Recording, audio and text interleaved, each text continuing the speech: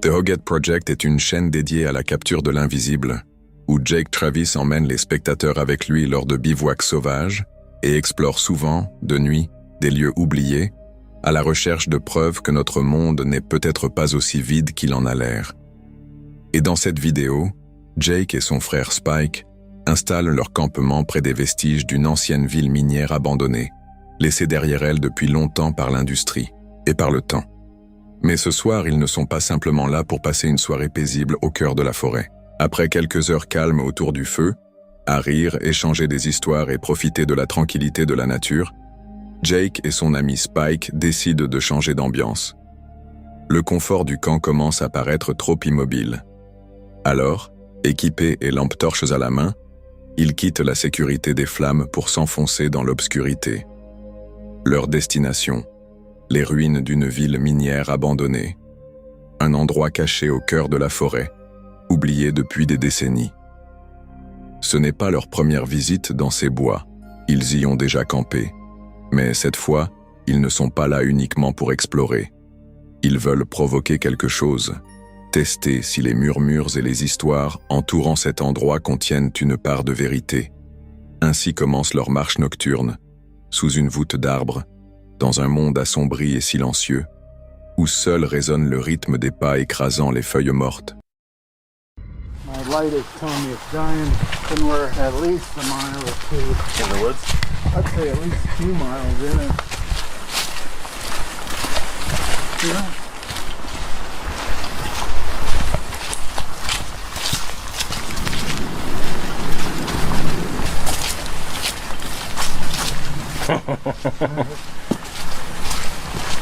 I think your light's getting dimmer. Well, we'll just have to stop if it goes out completely. Get away for sun up.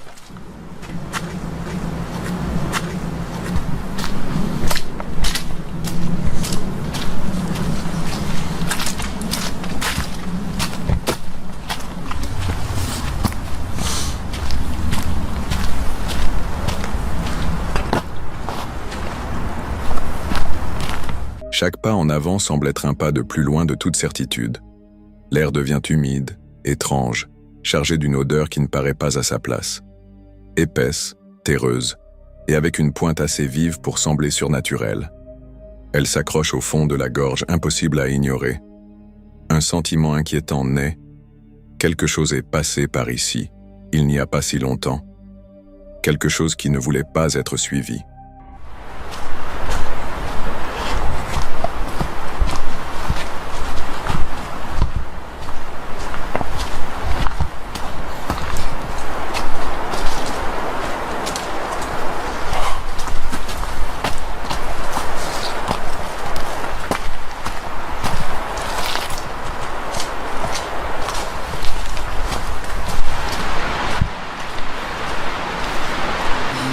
Really nasty. Like a swamp smell?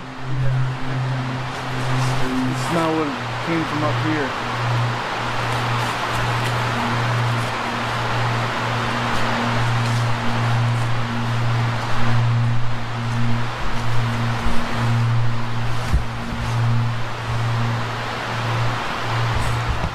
Quelque chose dans l'air change.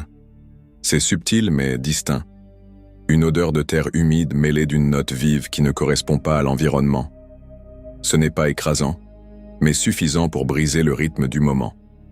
Cela semble déplacé, comme la trace de quelque chose qui ne devrait pas être là, porté par la brise une seconde de trop. L'atmosphère a basculé, et ils le ressentent tous les deux.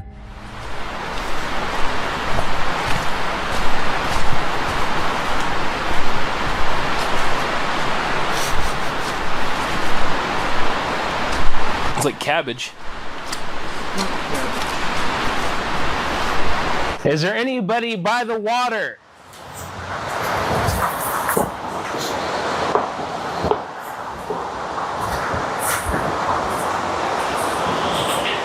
Is there a Bigfoot here? If there is a Sasquatch, let it be known.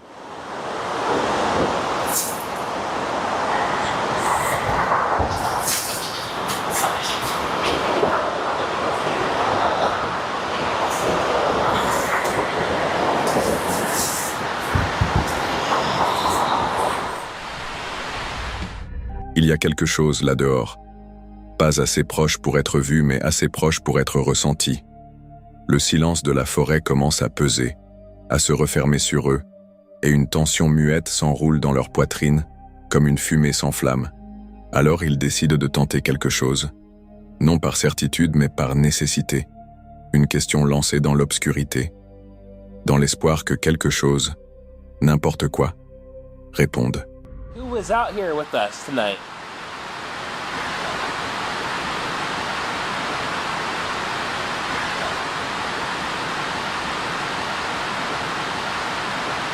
Where are you from?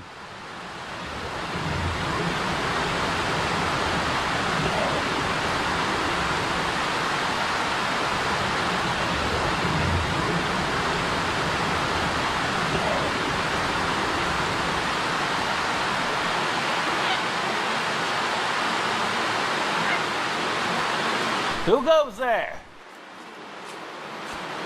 Where are you from?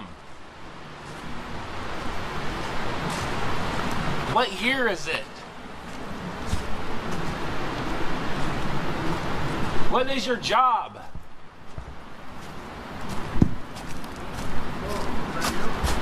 Which part? Rock thump. A rock thump? Yeah. Et puis, juste au moment où les choses semblent de nouveau s'apaiser, un autre changement, un bruit sourd, bas, délibéré, ni un hasard, ni un écho. C'est proche, assez proche pour glacer leur souffle, pour capter toute leur attention. What is your job?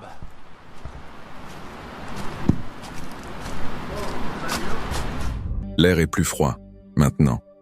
Un froid qui ne vient pas seulement de la température, c'est ce frisson qui naît quand l'instinct murmure que quelque chose ne va pas, quand l'obscurité paraît à la fois trop silencieuse et trop pleine.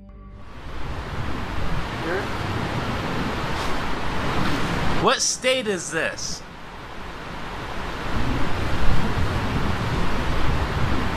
Here.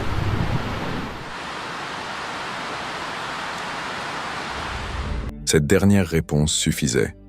La curiosité qui avait mené Jake et Spike jusqu'à cet endroit avait laissé place à toute autre chose. Une compréhension silencieuse. Ce qui hantait ces lieux ne voulait pas être compris, et encore moins être dérangé. Ils avaient l'impression d'être des invités restés trop longtemps. L'adrénaline battait toujours dans leurs veines. Chaque instinct leur hurlait de partir. Ils rassemblèrent leur équipement et reprirent le chemin à travers l'obscurité, le cœur encore battant à tout rompre. De retour au camp, la lueur du feu n'apporta qu'un réconfort éphémère. La nuit avait laissé sa marque. Assis en silence, ils tentaient de donner un sens à ce qu'ils avaient entendu, à ce qui, peut-être, les avait observés. Alors qu'avaient-ils vraiment capté sur leur caméra cette nuit-là? Jake et Spike n'étaient pas certains de pouvoir le nommer. Mais sur un point, ils étaient d'accord. Quoi que ce fût, ce n'était pas naturel. Et surtout, ce n'était pas seul, là dehors.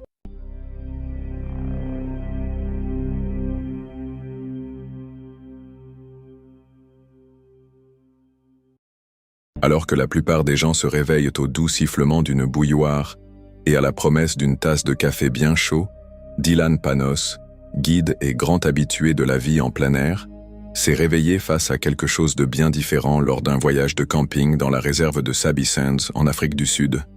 Ce qu'il pensait être un matin paisible dans la brousse s'est transformé en une confrontation à la fois surréaliste et dangereuse. Dylan, expert en faune sauvage bien connu et familier des rythmes de la brousse africaine, ne désirait rien d'autre à son réveil que sa tasse de café habituelle. Mais lorsqu'il s'avança vers son petit coin cuisine improvisé, il fut accueilli par le profond grondement d'un lion.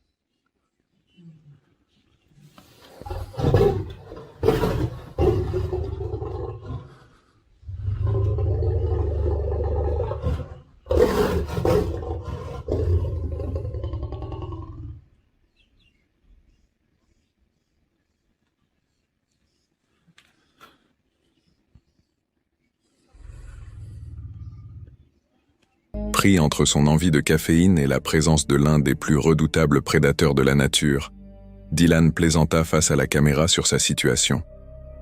Malgré son apparente sérénité, la gravité du moment était évidente. Il était, en réalité, pris au piège. Non seulement un lion mâle s'était posté juste devant son espace cuisine, mais une lionne s'était également installée le long de la palissade du campement. We've got a honeymoon couple in camp.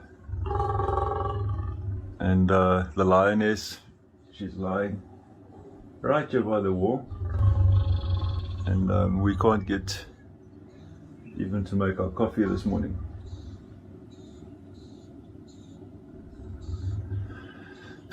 Very rude behavior.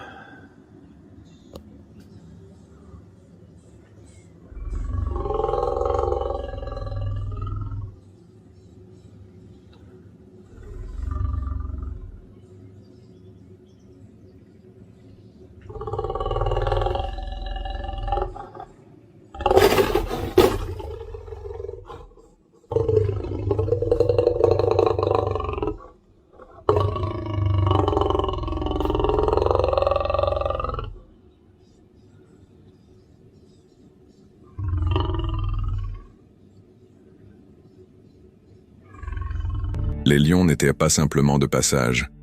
Le mâle semblait monter la garde auprès de la lionne. Quant à elle, indifférente à ses attentions, elle était allongée de tout son long contre la barrière extérieure de la cuisine de fortune de Dylan. Il pouvait entendre les vibrations sourdes des rugissements du lion. À un moment, Dylan se demanda si le mince grillage qui entourait son camp offrait une véritable protection. Avec 2 prédateurs, au sommet de la chaîne alimentaire à seulement quelques mètres, même sa grande expérience de la brousse n'effaçait pas la vulnérabilité ressentie dans l'instant. Ce qui aurait dû être un matin calme et reposant s'était transformé en un face-à-face tendu entre l'homme et la faune sauvage. Pendant plusieurs minutes lourdes de tension, Dylan attendit, documentant toute la scène. Le lion mâle, vigilant, restait proche, marchant de long en large et croisant parfois le regard de Dylan à travers la mince paroi vitrée. La lionne, moins intéressée par la situation, restait allongée près de la palissade, sans montrer la moindre intention de bouger. Finalement, cependant, les lions s'agitèrent, puis s'éloignèrent lentement dans la brousse, permettant à Dylan et aux autres campeurs de pousser un profond soupir de soulagement. La rencontre s'était terminée sans incident, mais elle laissa une empreinte durable. Bien qu'il n'y ait jamais eu d'agressivité, c'était un rappel frappant de l'imprévisibilité de la vie dans la nature africaine. Même les désirs les plus simples, une boisson chaude, un matin tranquille, peuvent être complètement bouleversés lorsqu'on vit parmi des créatures qui imposent à la fois respect et distance. Pour Dylan, ce n'était qu'un jour de plus dans la nature, bien qu'un café prit bien plus tard que prévu. Mais pour ceux qui regardaient, c'était un aperçu d'un monde où la frontière entre l'homme et la nature est d'une finesse extrême, et où même les moments les plus banals peuvent se transformer en rencontres inoubliables.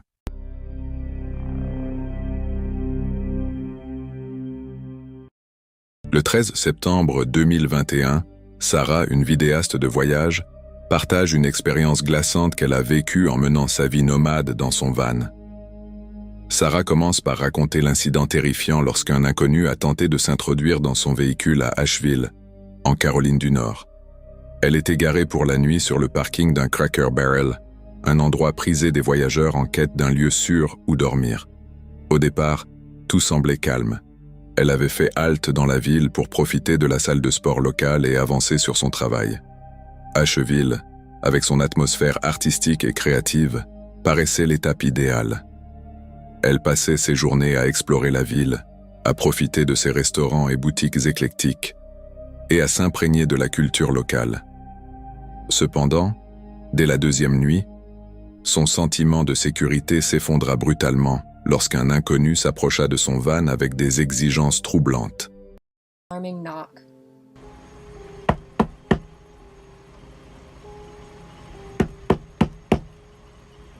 Know her, please leave me be.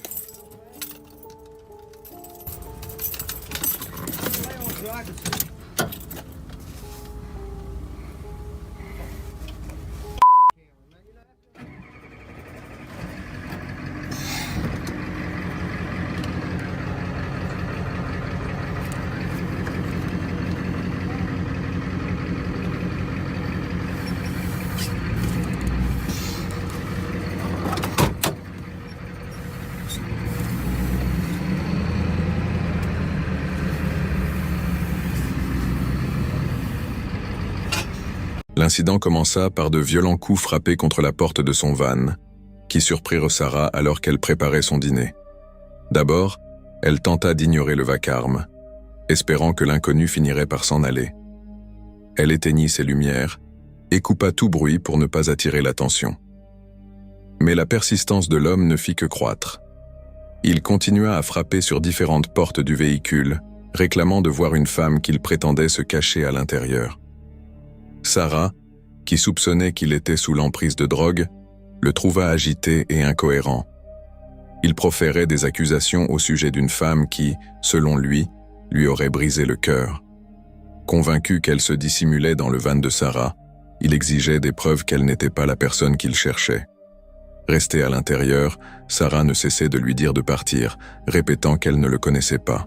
Malgré ses refus calmes, l'homme continuait de tourner autour de son van, tentant de regarder à l'intérieur, créant une atmosphère de tension extrême.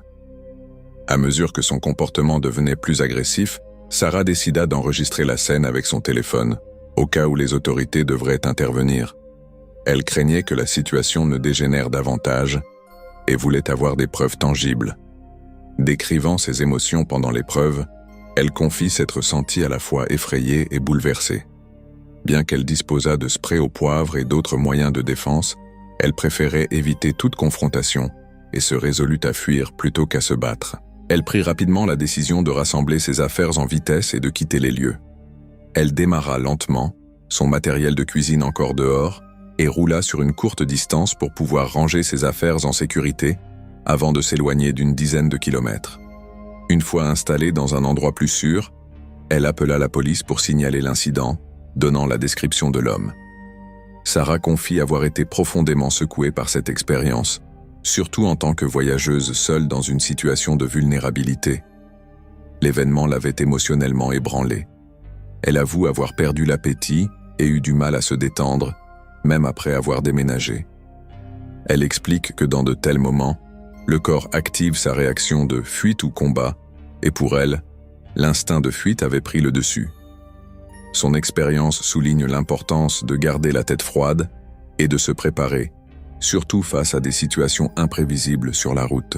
Dans les jours qui suivirent, Sarah partagea ses réflexions sur la nécessité de rester calme et centrée lors d'événements inquiétants.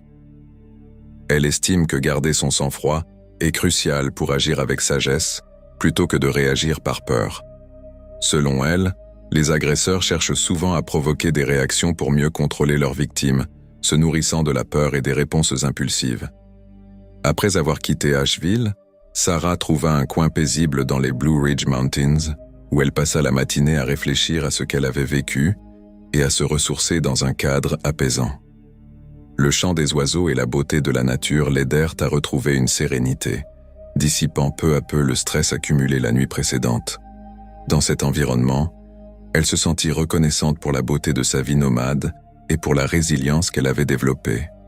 Vers la fin de la vidéo, Sarah réaffirma l'importance de rester centrée et d'agir avec calme dans les moments difficiles. Si l'épreuve fut traumatisante, elle renforça également son engagement à partager ses expériences de manière authentique avec son audience. Elle espère qu'en racontant cet événement, elle aidera d'autres voyageurs à comprendre l'importance de la préparation, de la résilience et de la force intérieure. En fin de compte, Sarah est sortie grandie de cette expérience, mais l'on ne peut s'empêcher de se demander ce qui aurait pu arriver si, cette nuit-là, elle avait ouvert la porte sous la pression et la peur.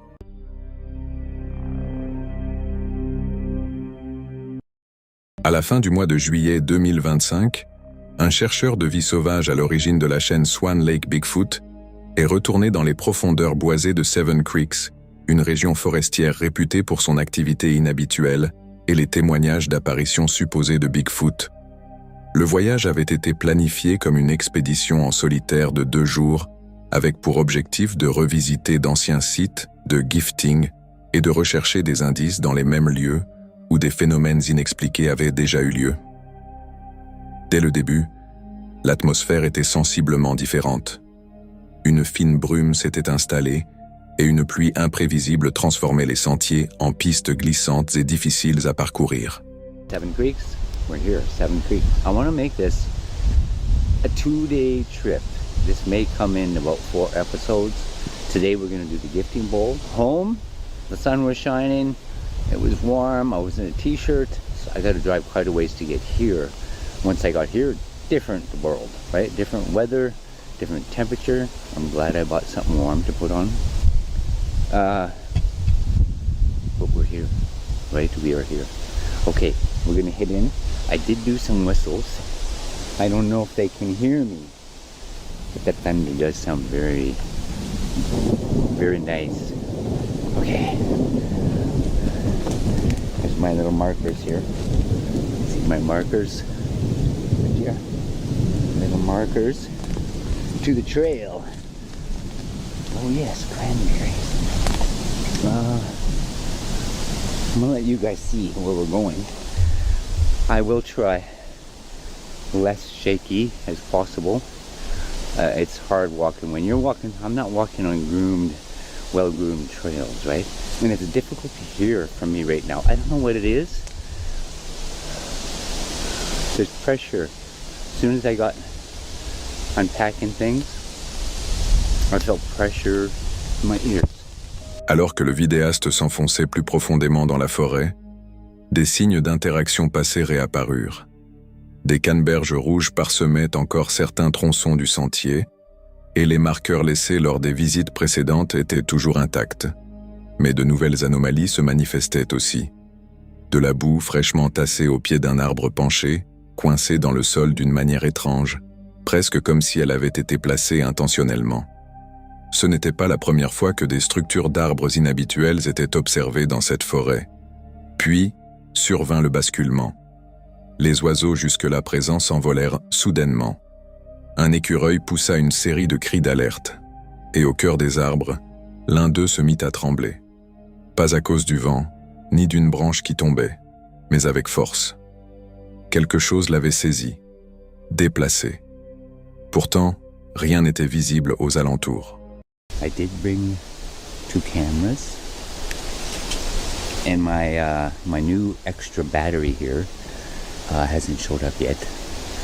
I checked my mail today and there was nothing there, so I'm thinking after the weekend. We are sitting on Friday, just before the weekend, and all of a sudden all the little birds come flying in here, nosy to see me or to see who or what I am. Oh. Okay, let's see. Cranberries. And I do have to pay attention for bears. They are starting up their mating season. They are. And they can be very moody at times. Okay, like I say, I'm going to try to keep this. I'm going to try not to have this too shaky for you. I know there's some people it bothers. Well, it bothers me too, but when I'm editing my videos. Okay, let's see. All right. Oh, I'm going to be wet by the time I'm out of here. I already feel the dampness in my pants. Ce n'était pas un territoire inconnu pour l'animateur de la chaîne. Lors de précédentes expéditions à Seven Creeks, un moment marquant avait été enregistré. Une prétendue apparition d'une petite silhouette, semblable à un enfant, qui observait depuis derrière un rocher après qu'un jouet eût été laissé en offrande. L'événement, discret mais significatif, avait marqué les esprits. Cette pratique d'offrande se poursuivit également lors de ce nouveau séjour.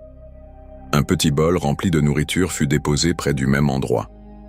La forêt environnante demeurait silencieuse, à l'exception de quelques mouvements occasionnels entendus hors caméra.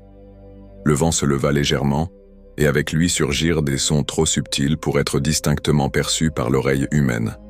La caméra, cependant, continua d'enregistrer.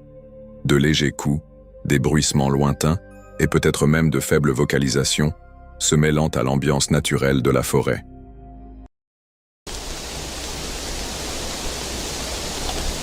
Somebody did it. Okay.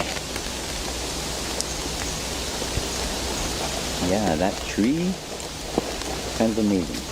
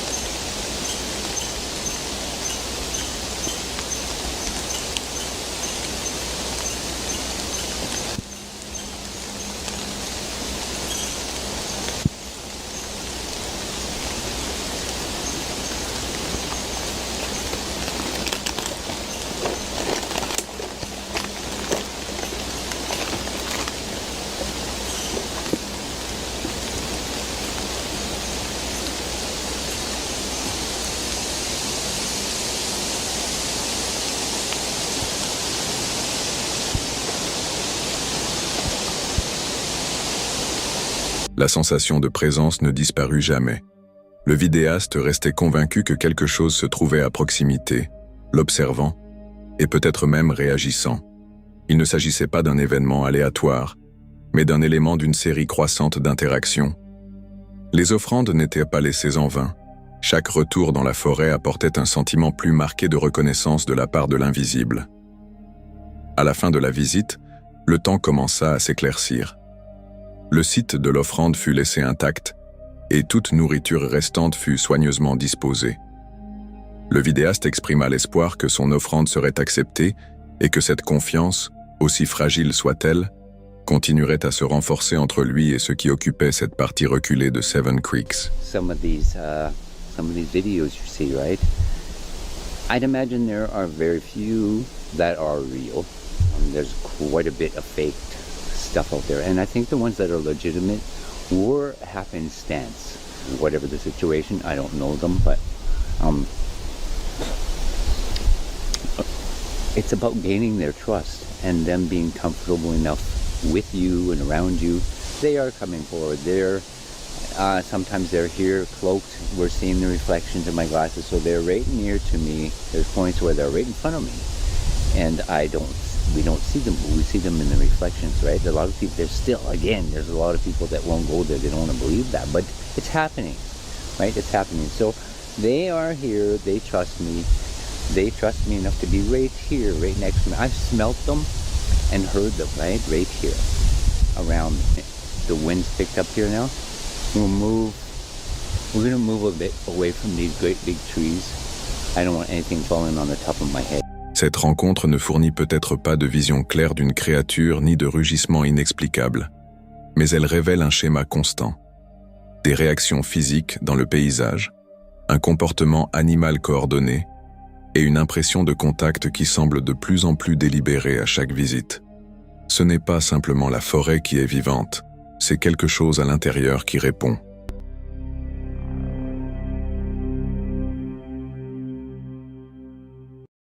La créatrice YouTube Julie Lunaire a publié une vidéo qui commençait comme un récit réfléchi d'une expérience de camping passée dans le Grand Canyon, mais au fil de son histoire, il est devenu clair qu'il ne s'agissait pas d'un voyage ordinaire. Julie commence par décrire comment le Grand Canyon avait toujours été pour elle un lieu de fascination.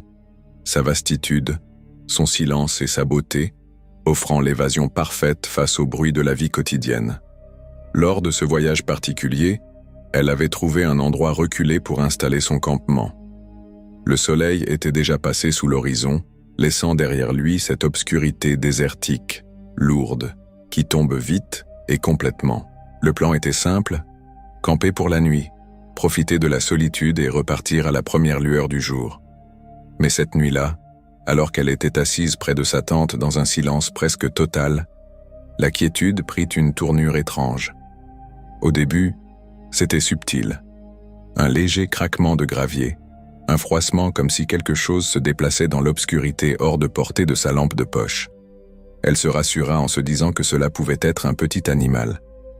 Pourtant, les bruits persistèrent, et ce qui la troubla le plus fut le rythme, trop lent et délibéré pour être aléatoire. Elle se souvient comment le silence absolu du canyon semblait amplifier chaque son. L'air était immobile, et pourtant le bruit de ses pas précautionneux portait distinctement. De temps en temps, il s'arrêtait, comme si celui ou celle qui se trouvait là-bas avait fait une pause pour écouter. La lampe de poche de Julie balayait la zone à plusieurs reprises, ne révélant rien d'autre que les ombres déchiquetées des formations rocheuses, et parfois un reflet de lumière sur les parois du canyon. Cette nuit-là, le sommeil ne vint pas facilement.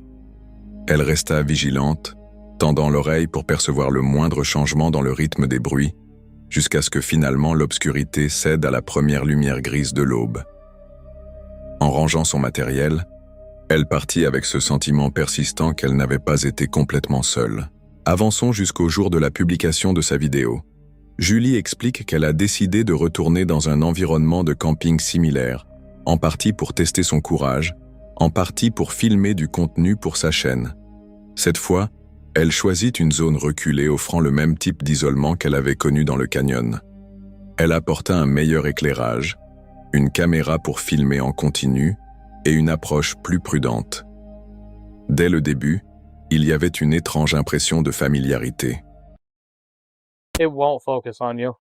That's As a not a matter- good thing. That's like a horror movie. As a matter of fact, it won't focus on anything. Your camera's just not focusing. It can't focus on you. What the hell? Oh, there we go. I got it.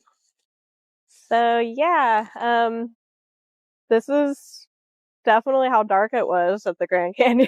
So just imagine being out here and you hear footsteps following you on the trail and you hear a whistle. Yeah. Hello, Mr. Moth. Do you like my light? Do you like my light, Mr. Moth? Literally a year ago today, the most terrifying thing happened to us. And I'm really spooked right now and I have like Why are you goosebumps. so concerned? I actually feel comfortable, weirdly enough. Like, I think... Okay, this is literally like a year ago when you felt comfortable and you wanted to go deep into the Okay, and I was just... Okay, maybe we should start walking. Yeah. I see what you're getting at. You know, I don't like that at all. I see what you're getting at. That is actually... Okay, now I'm getting goosebumps. I actually just got chills thinking about that. I'm a little creeped out because why? Can you unlock the car? Yeah. Can it open? Can it open? There you go. Well, now I'm a little creeped out. You know why? Remember, I was leading the wrong way. Yeah, I'm And- really freaked out right now. In my head, I knew where we were going. You know what's weird? So he was acting exactly like this, where he just got like super calm and comfortable, even though like it was really spooky outside. You're making me feel weird. Why? Because, like, you're describing exactly what happened, where I just got calm. L'environnement semblait différent, mais l'immobilité avait la même saveur. Au fil de la nuit, elle se retrouva une fois de plus seule sous un ciel sans étoiles, les seuls sons étant le léger bourdonnement des insectes et ses propres mouvements. Après plusieurs heures passées sur place, le I was schéma almost se répéta. paralyzed in fear at the same time. We also pointed our flashlight everywhere around us. There was nothing there. Kept getting closer and closer. It sounded like it was right behind us, which just doesn't make sense because there was, I promise you, not a single other person in the parking lot or animal. This is how dark it is, guys. Oh, I just got chills. This reminds me of like the Jesus, parking don't just lot. say you just got chills out of nowhere. Why'd that branch just move? What branch? Right there. It's windy. Okay, I'm scared now. Let's just get this done, yeah? And you know what I just realized? This flashlight's ass. I'm spooked. Oh, That's what I hear. You hear that fucking howling of the coyotes? what is that? I'm Oh, gonna check it out. Okay, I heard something else. Let's go. I did hear a hum too. Did you hear that? Yeah. Like a... Some fucking spooky ghost hunters we are. I mean, this literally is putting me back into that scared feeling that we had. It's not focusing. Des pas étouffés au loin, lents et délibérés, sa caméra ne saisissait que de fugitives ombres à la limite de sa portée. Elle raconte en temps réel comment sa respiration s'est faite plus tendue, comment chaque pause dans ses pas lui faisait se demander si quelque chose l'observait. L'atmosphère s'épaississait d'inquiétude, reflétant presque exactement la nuit passée au Grand Canyon. C'était comme si la peur qu'elle avait ressentie là-bas l'avait suivie jusqu'ici, se rejouant pas à pas. Plutôt que d'attendre que la situation s'aggrave, Julie prit la décision de plier bagages avant qu'il ne soit trop tard. La vidéo montre son processus méthodique mais précipité de démontage du campement, tout en scrutant sans cesse les alentours. Les bruits ne s'arrêtèrent pas. En réalité, ils semblèrent la suivre à mesure qu'elle bougeait. À un moment, sa voix se fait plus basse et elle jette un regard par-dessus son épaule, bien que la caméra ne capte rien de concluant. L'enregistrement se termine alors qu'elle regagne la sécurité, les dernières secondes étant un mélange tremblant d'obscurité, de pas écrasants sur le sol et du bruit de son équipement dans le sac. Pas de révélation, aucune réponse claire sur ce qui se trouvait là, ni cette fois-là, ni la précédente. Seulement le même mystère troublant.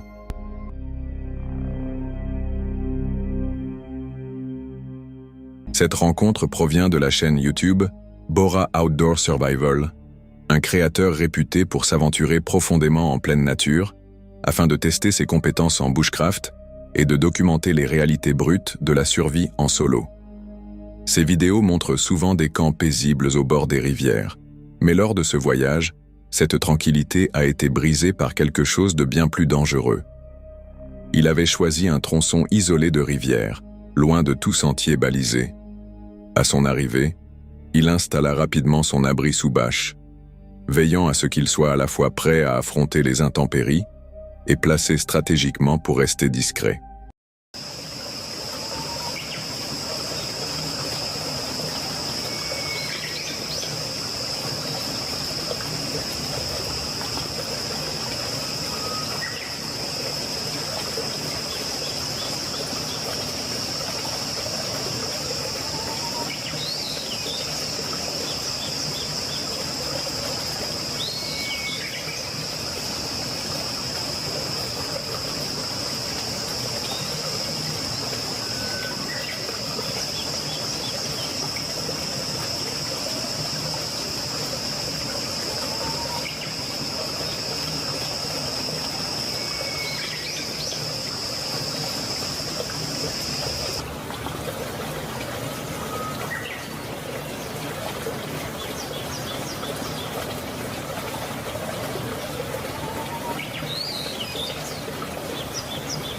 Le feu crépitait, la rivière coulait, et tout semblait sûr.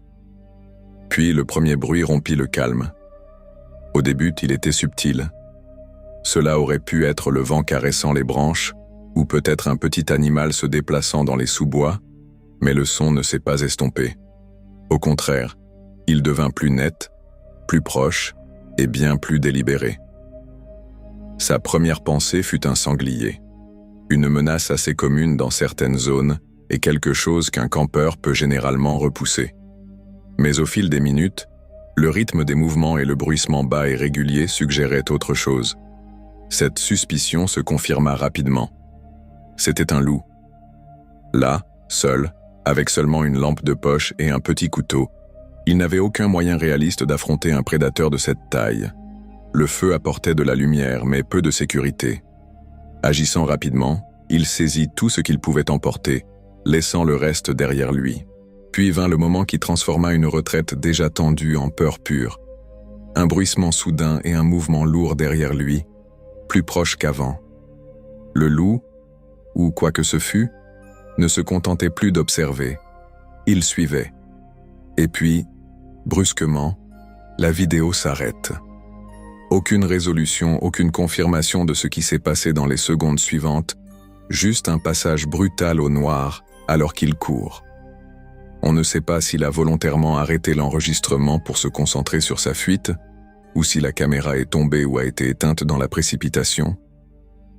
Mais une chose est sûre, cette coupure soudaine rend cette rencontre inoubliable, longtemps après la fin de la vidéo, précisément parce qu'on ne voit jamais ce qui s'est passé ensuite. Comme toujours, dites-moi ce que vous pensez de cette rencontre.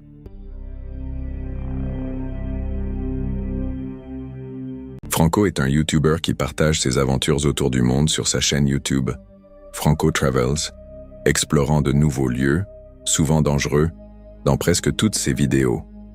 En août 2024, Franco s'est lancé dans un voyage sac au dos, où il a exploré un cimetière isolé dans les montagnes du Pérou, où il fait face à une réalité sombre et inquiétante.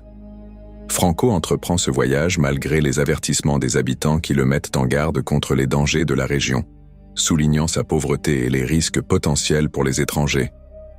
La destination est tristement célèbre pour son histoire, qui inclut des tremblements de terre dévastateurs ayant laissé derrière eux destruction et chaos, ouvrant des tombes et exposant des restes humains.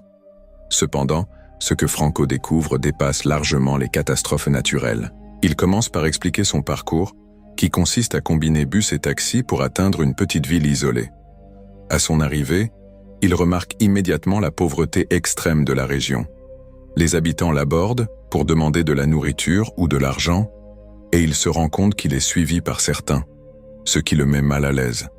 Pour éviter d'attirer une attention indésirable, Franco s'abstient de filmer ouvertement en public. En se dirigeant vers le cimetière, il raconte comment les tremblements de terre ont laissé une grande partie de la ville en ruine. Ces séismes ont non seulement causé de nombreuses pertes humaines, mais ont également déterré des tombes, exposant les restes des personnes enterrées. Lorsqu'il atteint le cimetière, il est frappé par sa taille et sa désolation. The size of this place. All right, I'm going to start from right and then kind of work my way in. C'est un site immense, rempli de tombes endommagées et mal entretenues, dont beaucoup ont été complètement profanées. Il décrit le cimetière comme étrangement silencieux, son état de négligence amplifiant le sentiment d'isolement. Plus il s'aventure profondément, plus ses découvertes deviennent choquantes, des os éparpillés, des cercueils ouverts et des tas de restes jonchant la zone. You could already see bones. See it? Right here. That one's sticking out. See the arm? I'm gonna go ahead and zoom. But you could see the arm sticking out. Like he was trying to come out or something. Oh, that's terrifying. Franco remarque que de nombreuses tombes semblent avoir été délibérément perturbées, les traces d'intervention humaine surpassant largement les dégâts causés par les catastrophes naturelles. L'un des aspects les plus bouleversants de son exploration est la présence de restes d'enfants. Franco tombe sur de petits squelettes, certains encore vêtus de chemises de nuit ou de vêtements funéraires en lambeaux. Il filme ce qui semble être les restes momifiés d'un enfant, avec des cheveux et des vêtements encore intacts. And then you have literally like a mummy here.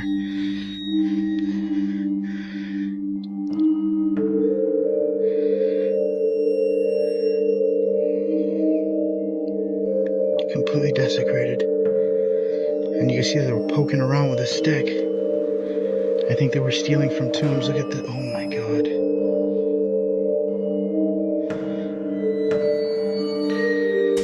I don't even know what the hell I'm looking at. I think those are feet. Here. Oh my god. That's, they took the head. Il émet l'hypothèse que des voleurs de tombes ont ciblé ces petites sépultures, peut-être à des fins rituelles. La vue des ossements d'un bébé éparpillé sur le sol, accompagné de fragments d'objets personnels, laisse Franco visiblement bouleversé. En s'enfonçant plus profondément dans le cimetière, il découvre des preuves de pillage à plus grande échelle. Il remarque que de nombreux crânes ont eu leur mâchoire enlevée, ce qu'il suppose avoir été fait pour extraire des dents en or. Cette théorie est renforcée par la présence de mâchoires éparpillées sur le site. Franco exprime son horreur à l'idée qu'une telle cupidité puisse pousser des gens à profaner des tombes, en particulier celles d'enfants et de figures sacrées. Il trouve également des preuves que certains corps ont été brûlés, laissant des restes carbonisés en petits tas. La combinaison d'ossements éparpillés, de tombes ouvertes et de sites de brûlure crée un sentiment écrasant de chaos et d'irrespect. Au cours de son exploration, il rencontre des indices de pratiques potentiellement rituelles. Il signale des tombes marquées de symboles, tels que des X ou des croix, et trouve des traces de cire de bougies près de certains sites.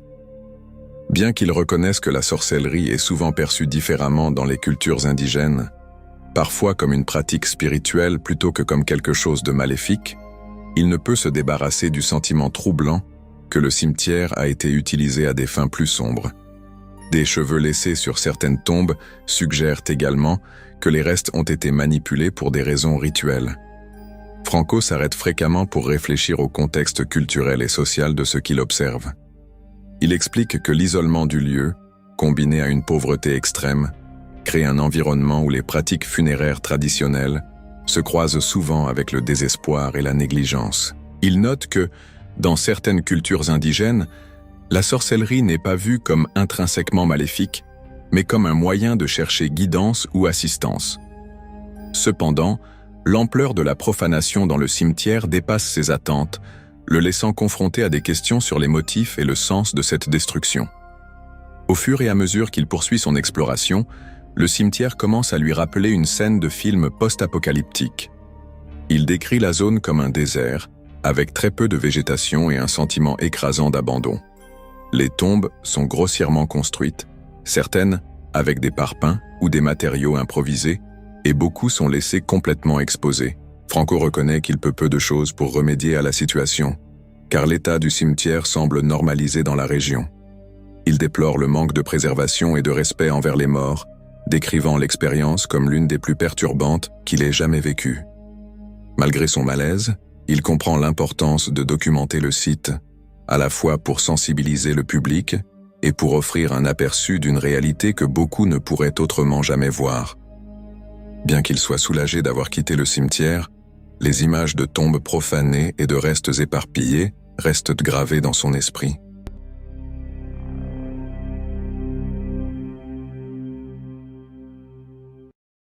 Le 16 avril 2019, un groupe d'explorateurs urbains mené par l'animateur et accompagné de Kyle et Brandon s'est lancé dans un périple nocturne pour enquêter sur un asile abandonné situé au cœur de la forêt. Connu pour son histoire sombre et troublante, l'asile est devenu un lieu incontournable pour les amateurs de sensations fortes, en quête d'une atmosphère inquiétante et oppressante. Le groupe gara sa voiture près d'une concession automobile, à la lisière des bois. Pour atteindre l'asile, ils devaient traverser une forêt dense par un sentier non éclairé. Tandis qu'ils avançaient, l'animateur racontait le passé macabre de l'établissement. Place closed down like 20 years ago. I'm not completely sure what I'm saying this, but I'm pretty sure like hundreds of people have died here. What happened was like the people that used to run this place, they weren't trained or anything. So the people that were like, I guess the patients, they would end up like eating their own feces or they would get super sick and die. L'établissement, qui avait fermé il y a environ 20 ans, était tristement célèbre pour ses conditions déplorables et son personnel incompétent. Les patients auraient été maltraités, négligés et laissés à souffrir dans des circonstances misérables. Dans certains cas, on raconte même qu'ils seraient morts de maladie ou de malnutrition. La forêt elle-même ajoutait à l'inquiétude. Les explorateurs y percevaient des bruits étranges, le froissement des feuilles, des pas lointains et des murmures qui résonnaient dans l'obscurité.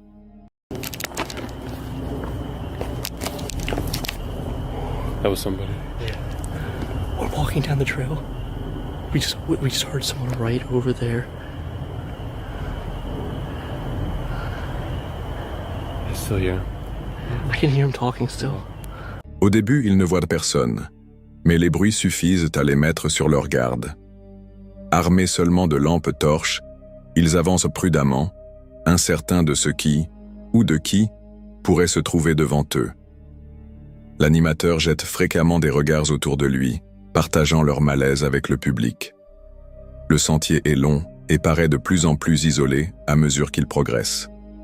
Finalement, le groupe atteint l'extérieur de l'asile, et leurs lampes révèlent une structure massive en ruine. Le bâtiment se dresse menaçant dans l'obscurité. Ses murs délabrés, recouverts de graffitis, témoignent de longues années de négligence. L'animateur précise que l'exploration de l'asile en lui-même est leur objectif final. Mais leur arrivée est brusquement interrompue par une révélation. Ils ne sont pas seuls. De faibles voix résonnent au loin et le groupe aperçoit des signes d'activité dans l'obscurité. Ils soupçonnent d'autres explorateurs, ou peut-être des ferrailleurs venus récupérer des matériaux dans le bâtiment. Mais cette présence inconnue les rend hésitants à pénétrer immédiatement à l'intérieur. Décidant d'éviter le bâtiment principal pour l'instant, le groupe détourne son attention vers une prison voisine, située dans l'enceinte de l'asile. À leur grande surprise, cette prison est toujours en activité, ajoutant une couche supplémentaire de danger à leur expédition. En s'approchant, ils remarquent des lumières et distinguent de vagues silhouettes de gardiens ou de travailleurs patrouillant dans la zone. Bien qu'ils fassent attention à ne pas s'approcher trop près, ils parviennent à filmer quelques images de l'extérieur de la prison avant de revenir vers l'asile. C'est alors que le groupe entend des voix plus fortes, suggérant que les inconnus aperçus plus tôt se sont rapprochés. Tentant d'éviter une rencontre directe, ils se cachent et attendent que les voix s'éloignent.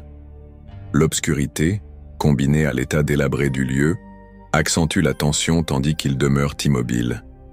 Ignorant qui sont ces personnes ni quelles sont leurs intentions, l'animateur suppose qu'il pourrait s'agir d'autres explorateurs, d'amateurs de sensations fortes, ou peut-être de gens aux intentions malveillantes. Pendant plusieurs minutes, le groupe hésite sur la marche à suivre, partagé entre rester caché ou avancer avec prudence. Finalement, ils croisent les inconnus et découvrent qu'il s'agit bien de ferrailleurs, des individus venus récupérer du cuivre et d'autres matériaux précieux dans l'asile. La rencontre est d'abord tendue, les explorateurs redoutant leur réaction. Mais la situation se désamorce rapidement et les deux groupes échangent une brève conversation. Yo, we What's just the- met up with these guys. Hey, Yo, these were some of the guys we were gonna hear. actual ghost hunting, but we're on another mission right now. Les ferrailleurs expliquent leur but et semblent globalement amicaux, au grand soulagement des explorateurs. Bien que l'interaction se termine de manière cordiale, l'animateur décide de garder une distance de sécurité pour la suite, notant que la situation aurait pu tourner différemment. Rassuré par cette rencontre, le groupe reporte son attention sur l'asile et finit par entrer dans l'un des bâtiments. L'intérieur est aussi inquiétant qu'anticipé.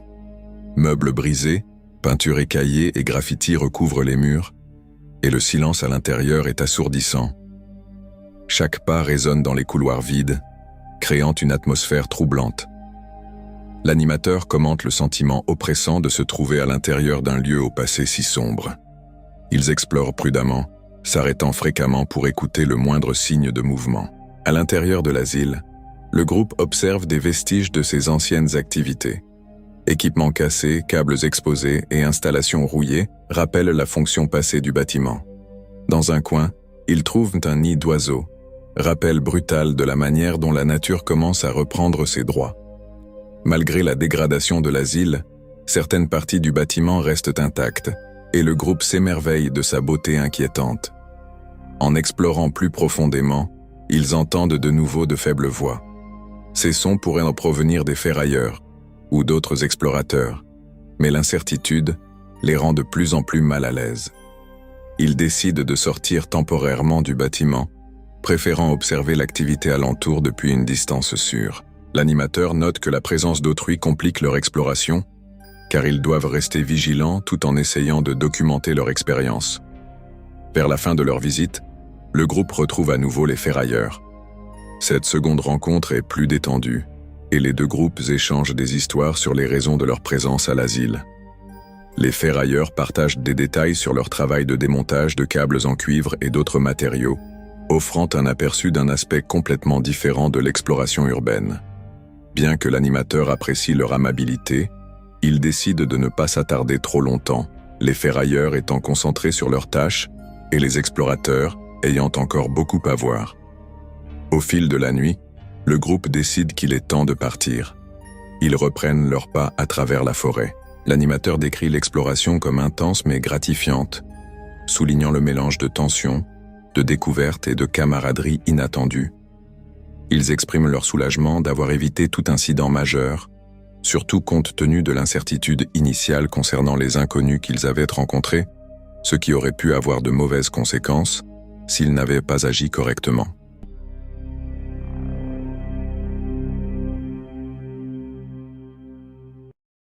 Parfois, ce n'est pas seulement la présence de l'inconnu qui transforme un voyage en sac à dos en cauchemar.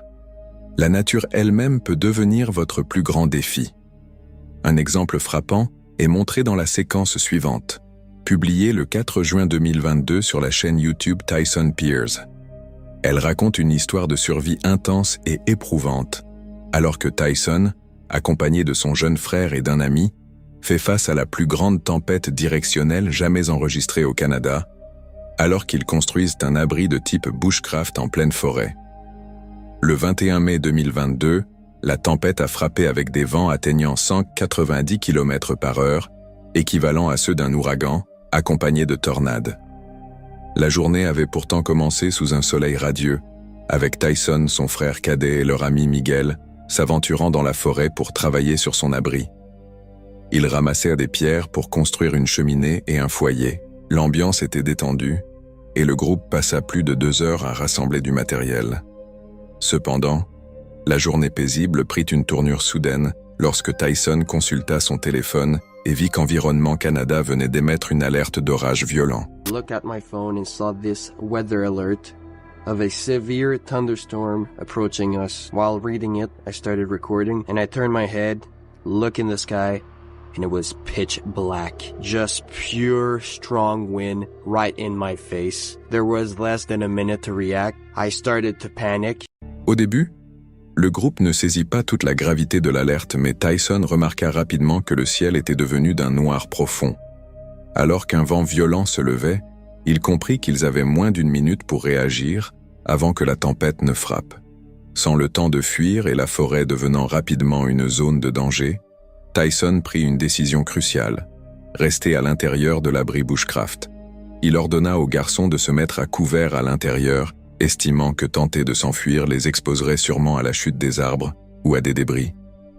Quelques secondes plus tard, la tempête s'abattit sur eux, avec la force écrasante du vent et le bruit assourdissant des arbres qui se brisaient et s'effondraient tout autour. Tornado! Stay low! Stay low! Stay low! Stay low! Stay! Stay! Stay! Stay low! Is it leaving? No! Stay! Stay! Stay! Oh, buddy! Stay! Stay! Stay!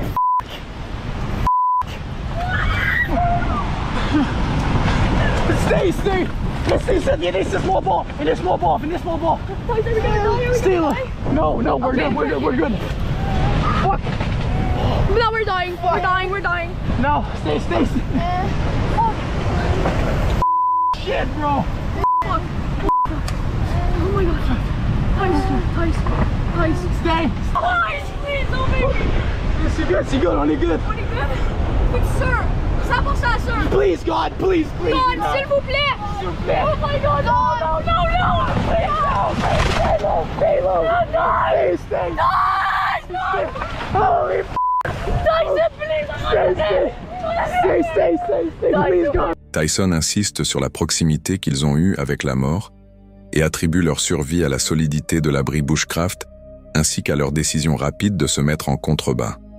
Alors que le groupe s'était réfugié à l'intérieur, des arbres furent déracinés, des branches se brisèrent et des débris volèrent dans les airs. Tyson ne cessait de répéter aux garçons de rester immobiles car l'intensité de la tempête rendait tout mouvement dangereux. Malgré le chaos, l'abri bushcraft résista miraculeusement à la violence de l'orage, offrant un véritable refuge au milieu de ce qu'ils décrivent comme le moment le plus terrifiant de leur vie. Une fois la tempête passée, le groupe sortit pour constater les dégâts. La forêt était presque méconnaissable, avec d'innombrables arbres déracinés ou brisés en deux. Tyson commenta la dévastation, soulignant combien ce type de phénomène météorologique est inhabituel au Canada, en particulier en Ontario. Il exprimait sans cesse son incrédulité face à l'ampleur des destructions, la décrivant comme un événement unique dans une vie.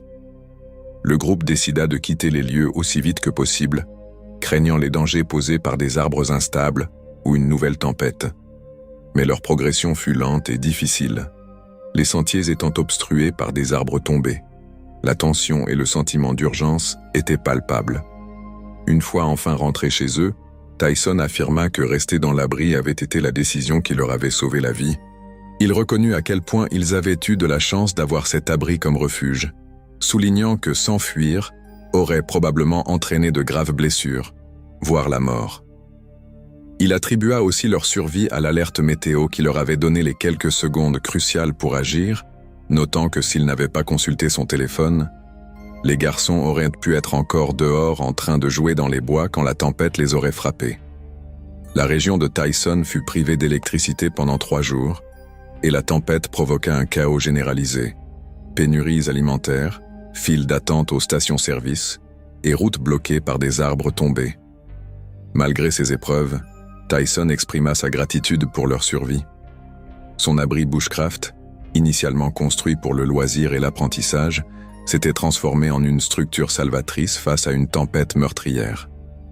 Sa décision de rester sur place plutôt que de fuir illustre la valeur de choix réfléchis en situation d'urgence. Les images brutes de la tempête rendent ce récit inoubliable, celui de la survie face à l'une des tempêtes les plus intenses de l'histoire récente du Canada.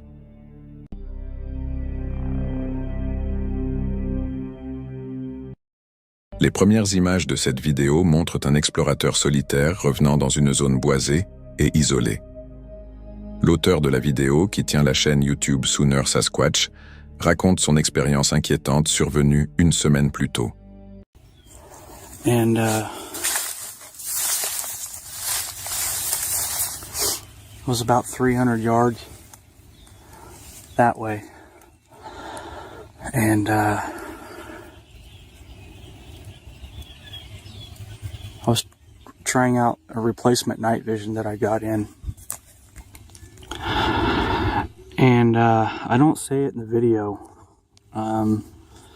but something started walking towards me from my left, from off this way towards me. And you could hear the sticks breaking towards the end of the video, and it kind of freaked me out. I didn't say anything in the video, but I just shut the camera off and put everything up and left. I wasn't far from my vehicle.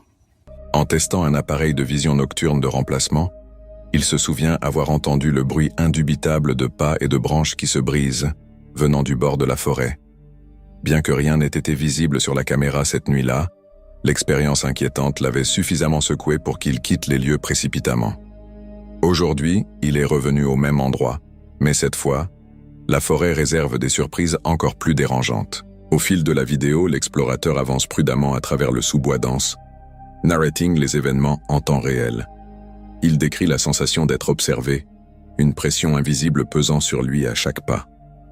Le calme de la forêt est ponctué de sons occasionnels, branches qui craquent, feuilles qui bruissent. Il remarque des arbres qui bougent de façon étrange, alors qu'aucun vent ne souffle. Ce mouvement semble délibéré, comme si quelque chose, ou quelqu'un, se tenait à proximité, juste hors de vue. La caméra capte une forme noire qui se faufile entre les arbres, accentuant encore la tension. Right back there were those trees were kind of shaking. I thought it went back this way, but I could see the trees over here shaking.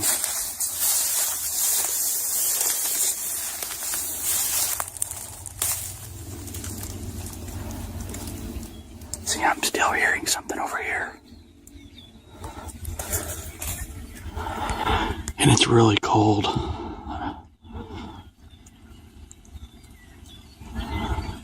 I keep seeing a black shape in there.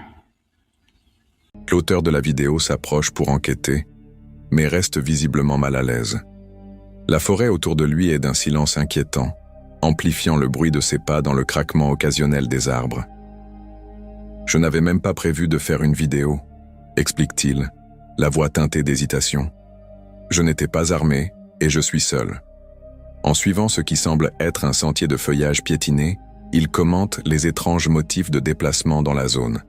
Le sous-bois montre des traces récentes d'un passage de quelque chose de volumineux, bien qu'aucun signe de faune ne soit présent.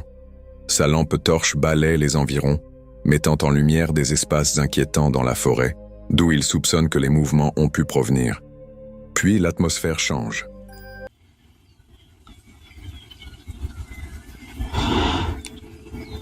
There was a growl.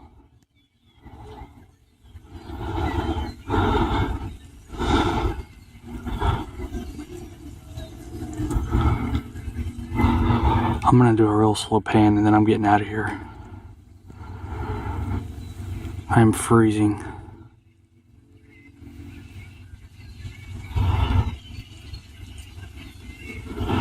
Whatever it was got quiet.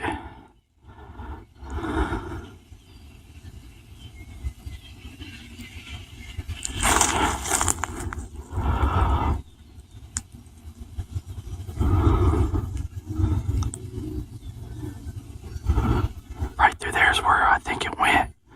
You can see right in the middle of my screen is it's all open.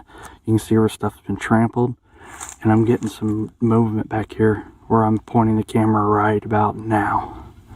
I can hear it back there.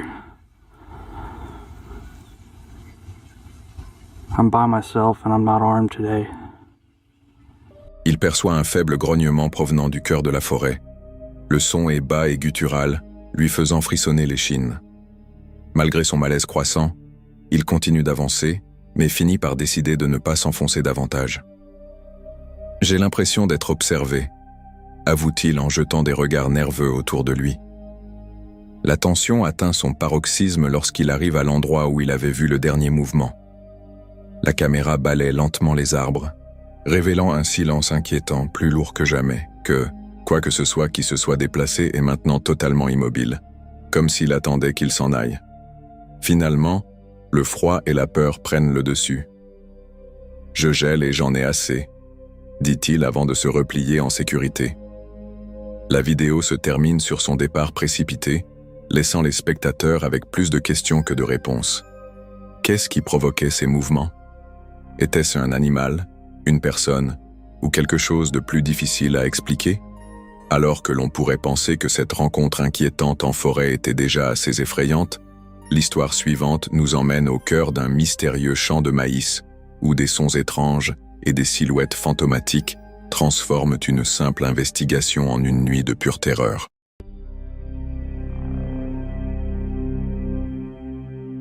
Diana, la femme derrière une chaîne de voyage en solo en pleine croissance, Wanderlust Diana, a construit son audience grâce à des explorations brutes et authentiques des lieux sauvages et méconnus d'Amérique.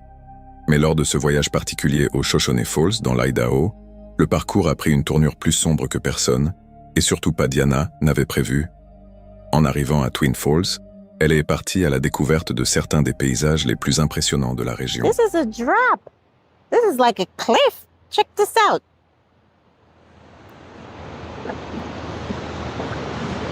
Now let's go up top and see what this hiking is about up here. I'm gonna go check out just right there. I didn't bring my bear spray with me because this is a park and I pay $5 to get in. So, and I forgot my bear spray in the car. But I'm just gonna go right there. Oh, there's bikers up there too. There's someone going up there on a bike. So let's go check it out.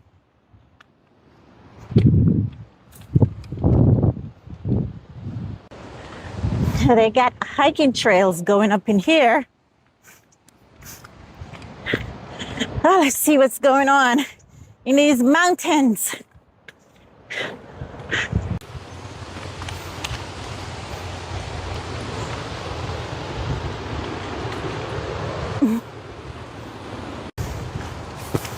Oh, wow, I should have worn my pants. I didn't know I was going to come through all this bush. Oh, wow, look at this. A full-on trail up here. What do you find?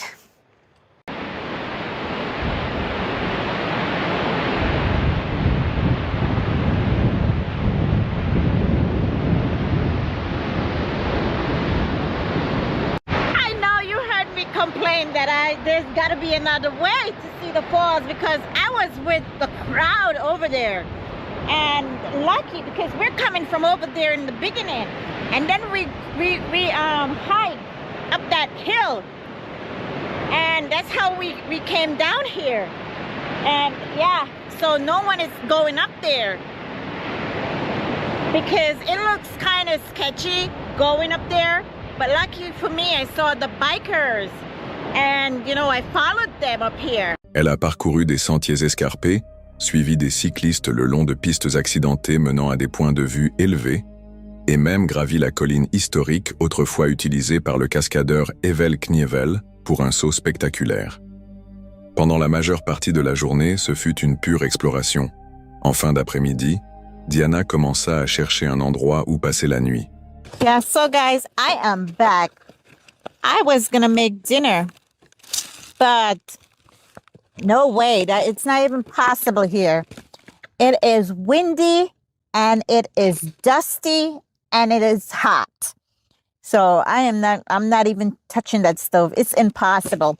I was here earlier after the gym and I had to leave. I bought some stuff to cook, but it's not possible. So it is out of the question. So I have to went back into town and pick up some salad and some chicken. So that's what I'm going to just have for dinner tonight. And I'm going to spend the night here tonight. It's quiet and beautiful. There's a cliff right there. I'll show it to you after I finish eating.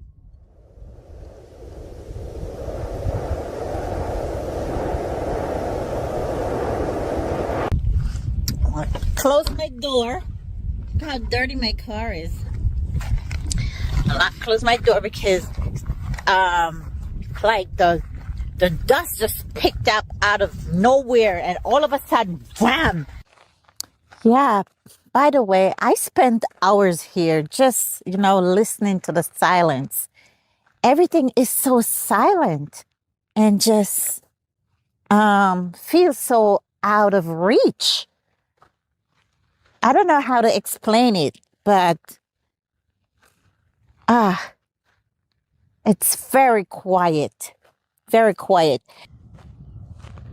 Like this car just passed by. And like that's, you know, you will hear a sound of cars driving by. Or I can hear the waterfalls from here. Elle choisit un endroit sur un terrain du Bureau of Land Management, des terres publiques où le camping est légal, souvent gratuit et généralement loin des foules. C'était exactement le type de lieu vers lequel elle avait toujours été attirée.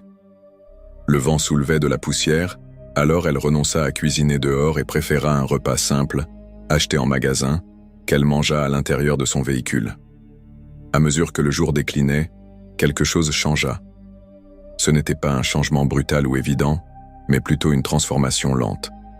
Sans autres campeurs ni circulation aux alentours, chaque son semblait se propager de façon étrangement lointaine. La nuit tomba rapidement. Elle resta à l'intérieur, portes verrouillées, vitres obscurcies et lumière tamisée. Les heures passèrent sans incident, jusqu'à ce qu'elle entende quelque chose. Someone is outside, I swear.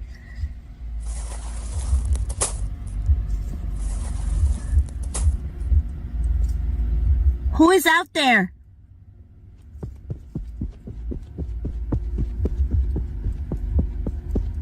Get away from my car, please.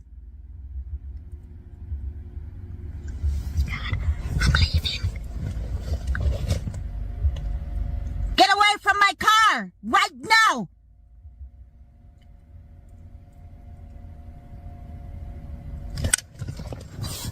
I'm gonna leave. Damn it. I'm leaving.